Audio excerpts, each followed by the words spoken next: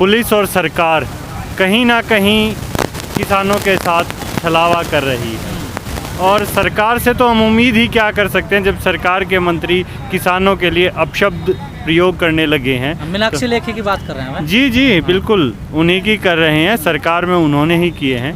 लेकिन फिर भी किसान डटा हुआ है, किसान फिर भी देश की सरकार पे भरोसा करता है और आज भी इस उम्मीद में है कि ये बिल वापस होंगे और एमएसपी की किसान अपनी संसद चला रहे हैं दिल्ली में, संसद के सामने, और मीनाक्षी लेखी उनको मवाली कह रही हैं। क्या मायने समझे जाएं? वो भी मंत्री हैं वो तो मूर्ख हैं। इससे अच्छा तो उस संसद को ख़त्म करके किसान की संसद को प्रामाणिकता दे दी जाए। अन्यथा वो आके एक बार सबके आई कार्ड चेक कर लें, आधार कार्ड चेक कर लें, ठीक है। उन्हें अपना बयान दिया है, केंद्र में मंत्री हैं, जिम्मेदार पद पर हैं। अगर इन 200 में से सभी के नाम और मोबाइल नंबर, आधार कार्ड सरकार के पास जमा है, अगर इन 200 में से एक भी किसान नहीं है और मवाली है तो हम आंदोलन ख़त्म कर देंगे। और अगर नहीं तो वो इस्तीफ़ा दें, सरकार इस्तीफ़ा दे, मोदी इसकी जिम्मेदारी ले और इस्तीफ़ा दे और इस संसद को प्रामाणिकता दे। कार्ड की बात करें, कार्ड तो कई बार चेक हुए हैं। हाँ, तो उसके बावजूद सरकार के मंत्री क्या कह रही है, तो आप इनकी मानसिकता समझ सकते हैं।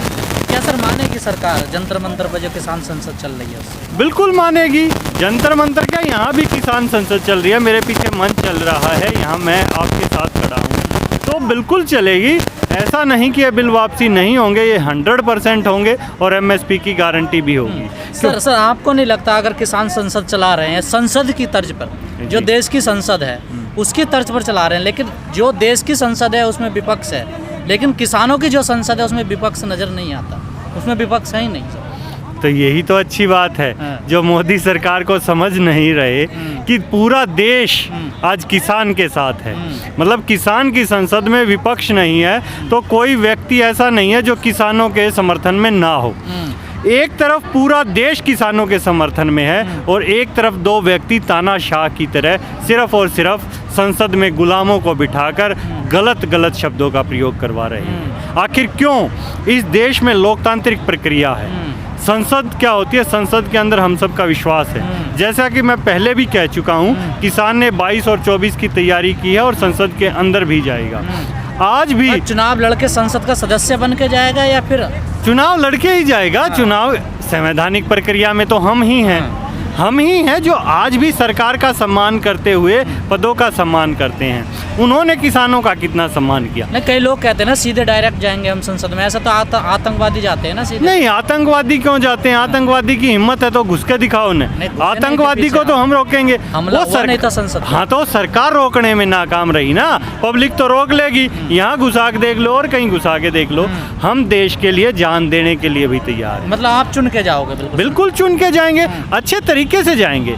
आज किसान संसद चला रहा है, कुछ समय पहले किसानों ने यहाँ मजदूरों को खाना खिलाई। कही कि हमारा आदमी संसद के अंदर होना चाहिए तभी आवाज उठेगी, तो आप लोग राजनीति में क्यों नहीं जाते? हाँ, तो आएंगे ना, आ रहे हैं ना धीरे धीरे। इस बार मोदी भी किसानों के दम पर आया है। आप थोड़ा समझिए, मोदी ने सबसे पहली रैली की, उसमें पहली ही बात क्या की थी कि पहली कलम से C2+50% का स्वामीनाथन की रिपोर्ट लागू करूँगा। अब उसकी कलम कहाँ खो गई, ये गलती उसकी है। उसके बाद वो धूर्तता पर आ गए और तानाशाह रवैया अपना लिया। जो कहीं से मिले, कांग्रेस से आए, बीजेपी से आए, कहीं से आए, किसी और पार्टी से आए, तुरंत बीजेपी में आओ, गंगा नहाओ, टिकट पाओ और फटाक से मंत्री बन जाओ। आप एक ऐसे किसान, एक ऐसे नेता जो कहते हैं कि हमें संसद में जाना चाहिए, लेकिन जो तमाम बड़े बड़े नेता यहाँ और भी लोग हैं वो संसद के लिए मना करते हैं कि हमें चुनाव नहीं लड़ना। क्यों नहीं कर रहे? चढ़ूनी जी कहने लग रहे, सभी का है, सभी तो कह रहे हैं। संसद ने कहा तो उन्हें सस्पेंड कर दिया 1 हफ्ते के लिए। हाँ, कोई बात नहीं, क्योंकि अब वो SKM की अपना अनुशासनात्मक प्रक्रिया है, उनकी प्रक्रिया है। ये प्रक्रिया संसद की भी होनी चाहिए। एक तरफ आप किसान संसद की प्रक्रिया देखिए, एक तरफ आप उस संसद की प्रक्रिया देखिए। उस संसद में भी जो मीनाक्षी लेखी ने अपशब्द यूज़ किया, उसको भी 7 दिन के लिए सस्पेंड करना चाहिए या नहीं चाहिए? आप खुद बताएं। वो नहीं कर रहे, हम इसके बावजूद धरना कर रहे हैं। गर्मी में देखिए आप सामने कितनी धूप पड़ रही है और सर्दियाँ भी काटी है, उसके बावजूद भी हमारे किसान नेताओं पर जो इतना जुल्म सहते हुए यहाँ तक आंदोलन को लेकर आए हैं, वो हाथ जोड़कर अनुशासनात्मक कार्रवाई को एक्सेप्ट करते हैं। लेकिन सर जो संसद होती है वो रिकॉर्ड होते हैं, उसमें हर चीज़ रिकॉर्ड की जाती है। क्या आपकी संसद में भी रिकॉर्ड की जा रही है सारी चीज़ें? आइए, आप मीडिया का स्वागत है, कीजिए।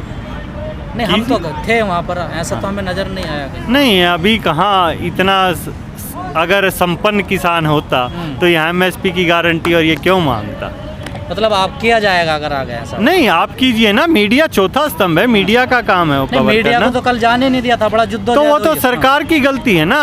फिर आप सरकार के खिलाफ बात कीजिए, तानाशाह रवैया खत्म कीजिए। तानाशाहों से भी तो मुक्ति पानी है।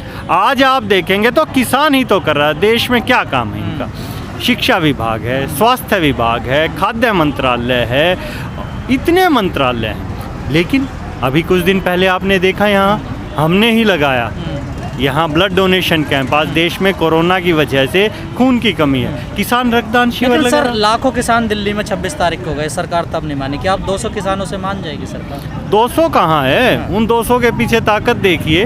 200 क्या, वहाँ एक बैठ जाएगा तो सरकार यूँ समझ लेगी एक है। 200 तो हमारे नेता वहाँ भेज रहे हैं हम कि हाँ, सरकार ने कहा कम संख्या में भेजिए।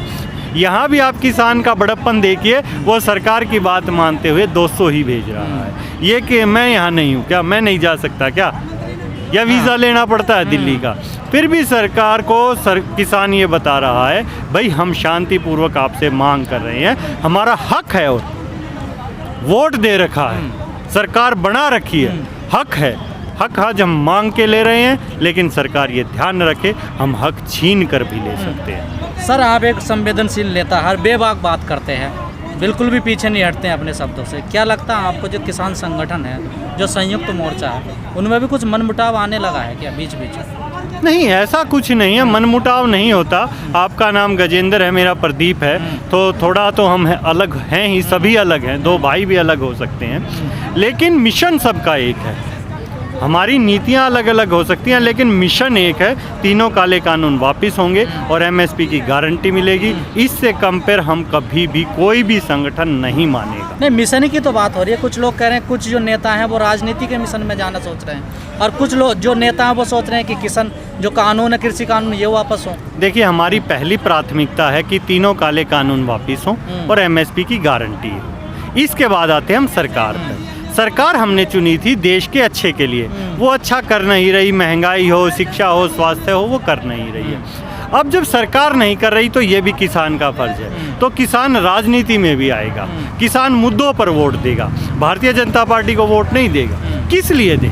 क्या इसलिए दें कि 8 महीने हमें यहाँ धूप में बिठाया, अभी और वक्त नहीं है? क्या इससे खुश होकर हम उनको वोट दे दें? क्या आगे भी देश को चलाना है। हमारी आने वाली नस्लें हमें कहेंगी कि आपने आंदोलन किया और उसके बाद सरकार नहीं पलटी, तो आपने क्या किया? तो हम सरकार 100% पलटेंगे और बीजेपी को यहाँ से उखाड़ फेंक देंगे। वहाँ तो हजारों लोग बैठे रहते हैं, आंदोलन करते हैं, अपने न्याय के लिए मांग करते हैं, लेकिन वहाँ अधिकतर लोग खाली हाथ लौटते हैं। क्या किसान भी सिर्फ एक रस्म अदायगी करने गए हैं दिल्ली में?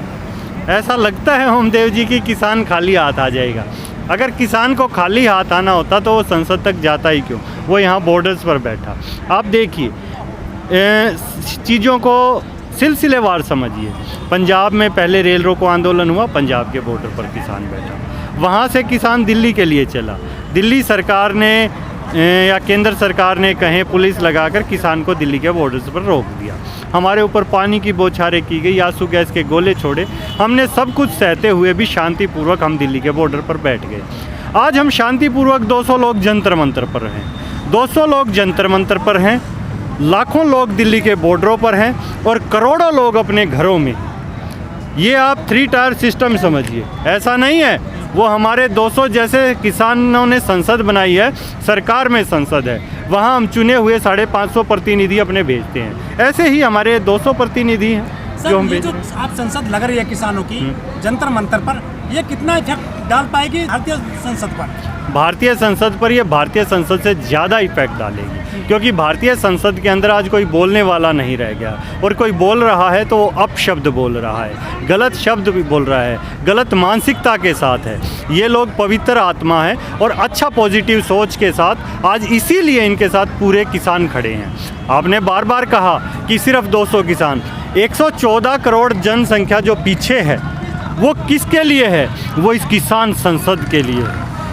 मैं मोदी जी से कहना चाहूँगा, या तो अभी भी समझ जाएं, कहीं ऐसा ना हो कि देश की 135 करोड़ जनता किसान संसद को असली संसद मानने लग जाए और वो अलग थलग ना पड़ जाए। सर, किसान बैठे हैं दिल्ली के चारों पांचों बॉर्डर्स पर, वहाँ लाखों की जनसंख्या है किसानों की। क्या 200 किसान कितना असर डाल पाएंगे जब चारों बॉर्डर असर नहीं डाल पाए सरकार पर? नहीं, जब 2 व्यक्ति असर डाल सकते हैं, 2 व्यक्ति देश को बर्बाद कर सकते हैं, तो 200 व्यक्ति तो बहुत ज़्यादा हैं।